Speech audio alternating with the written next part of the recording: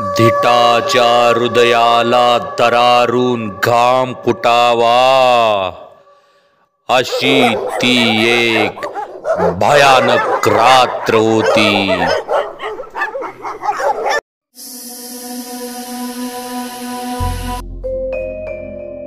ही गोष्ट सुमारे 30 वर्षापूर्वी म्हणजे 1990 सालची आहे। सुरेखा वाघ मुंबईतील सेंट जॉर्ज इस्पितळात नर्स म्हणून काम करायची।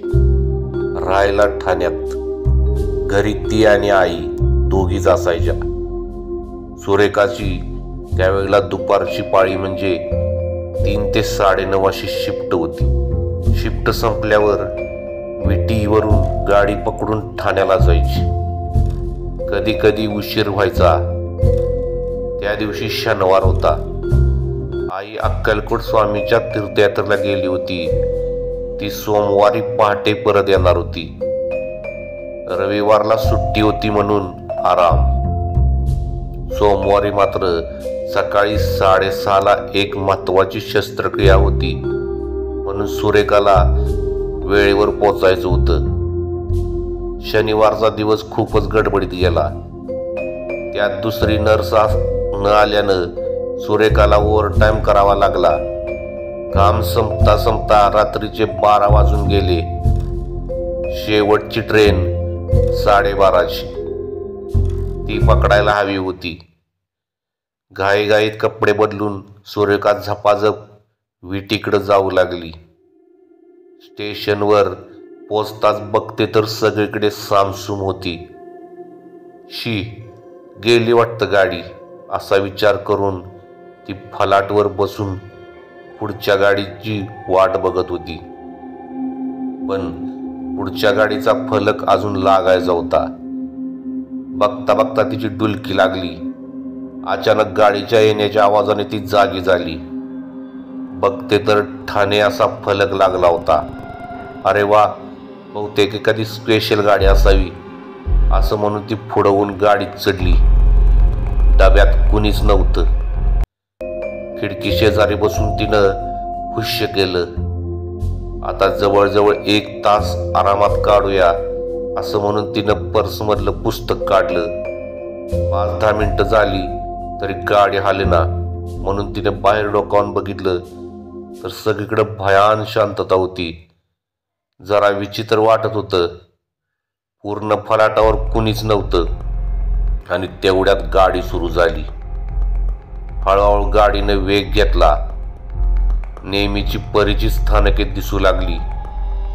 भायखळा आलं आणि 2 बुरख्यावाल्या चढल्या व तिच्या समोरच बसल्या।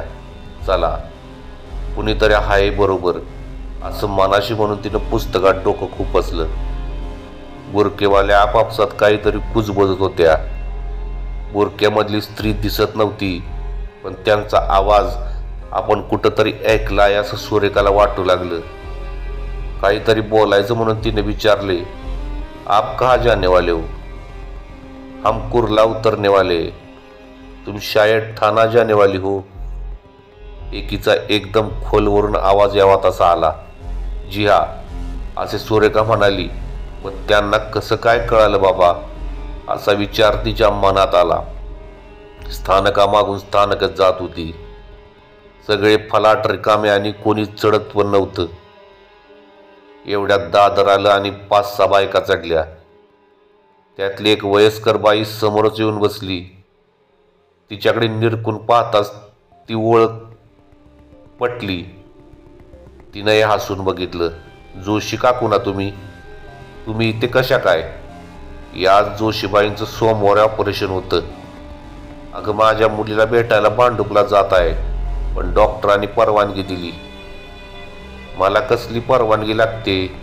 माझी मी स्वतंत्र आहे, जोशीबाई हसत म्हणाल्या। कमाल आहे बुवा डॉक्टरांची पण। तुम्हाला कसं काय जाऊ दिलं असं सुरेखा म्हणाली।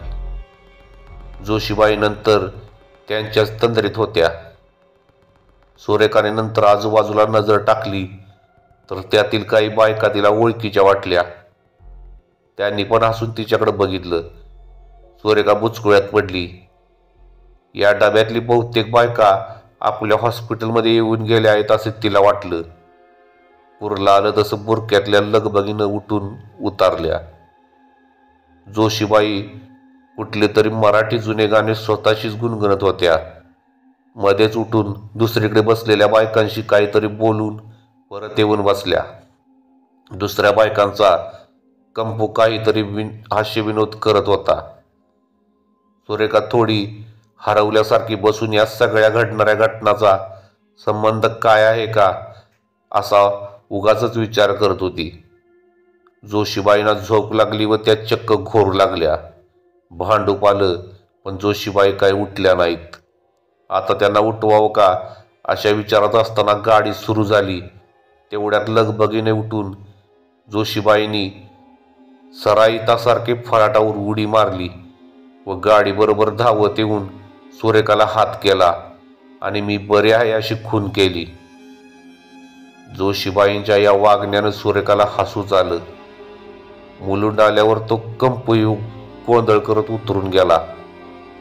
चला आता ठाण्याला उतरू, घरी जाऊन आराम करू, उद्या रविवारची सुट्टी आहेच, तुंबलेली कामं करता येतील. ठाणे येताच सुरेखा उतरून फलाटाबाहेर आली. आता कुठं रिक्षा मिळणार असा विचार करत असताना एक रिक्षावाला देवानं धाडल्यासारखा धावून आला. कुठं जायचंय ताई? पंचखाडीला असं म्हणून ती बसली. रिक्षावाल्यानं काही घासाघीस न करता रिक्षा चालू केली. रिक्षावाल्याला आपल्या सोसायटीचा रस्ता दाखवून ती उतरली. किती झालं असं विचारताच, काही नाही ताई, तुमचे हॉस्पिटलमधले उपकार मी विसरणार नाही, आता घरी जाऊन आराम करा असे म्हणला. अहो घ्या ना, तुमचा धंदा आहे तो. खरंच नको ताई, तुम्हाला सुखरूप पोचवणं माझं काम आहे. आता हा रिक्षावाला कुठला असेल? कदाचित माझा हॉस्पिटलमधला पेशंट व थोडीशी परतफेड करावी असं त्याला वाटत असेल. असं वाटून धन्यवाद दादा असं म्हणून तिनं जिने चढू लागली. घरी जाऊन कुलूप उघडून सोफ्यावर बसून सुरेखानं हुश्य केलं. समोरील पाणी पिऊन ती आज घडलेल्या आश्चर्यकारक घटनांचा विचार करू लागली. मग तिला असं लक्षात आलं की आज गाडीत भेटलेली सगळी माणसे तिच्या हॉस्पिटलमध्ये येऊन गेली होती.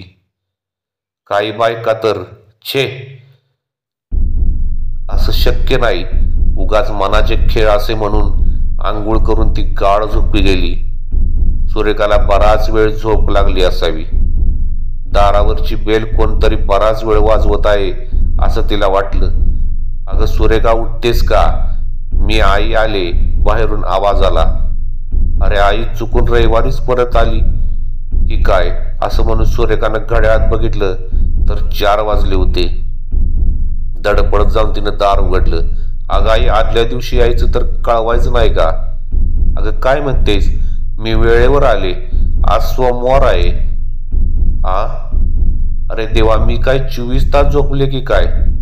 बरे आहे ना? मग कालच्या घटनांचा काय? आईला जास्त त्रास न देता आपण गप्प बसावं असं तिला वाटलं.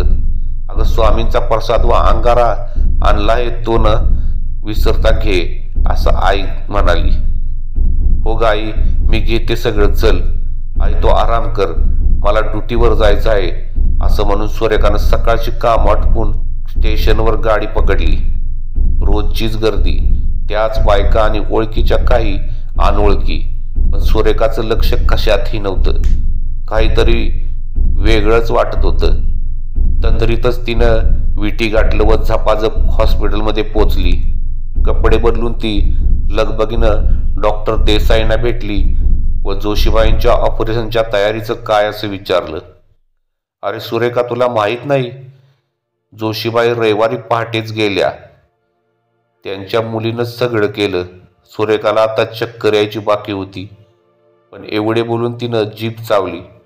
डॉक्टरला कशाला गोंधळात टाका असं म्हणून ती इतर कामाकडे वळली. सकाळच्या इतर पेशंटची चौकशी करून ती नर्स रूममध्ये जाऊन बसली. मनाचा पुरता गोंधळ उडाला होता. आपण काय स्वप्न बघितलं की काय मग ती रात्रीची गाडी, ते प्रवासी, त्या बुरखेवाल्या 24 तासाची झोप, तो रिक्षावाला आणि घर म्हणजे जोशीबाई. मग ती गाडी गेलेल्या लोकांची होती की काय? आणि अशा गाडीतून आपण प्रवास केला. त्या कल्पनेनेच तिला दरदरून घाम फुटला व ती बेशुद्ध झाली. काही दिवस हॉस्पिटलमध्ये काढल्यावर तिनं नोकरीचा राजीनामा दिला व ती आता घरीच असते. तिनं आता लोकल गाडीचा प्रवास करणं बंद केलं आहे. न जाणो परत तशीच गाडी तिच्या नशिबात असली तर.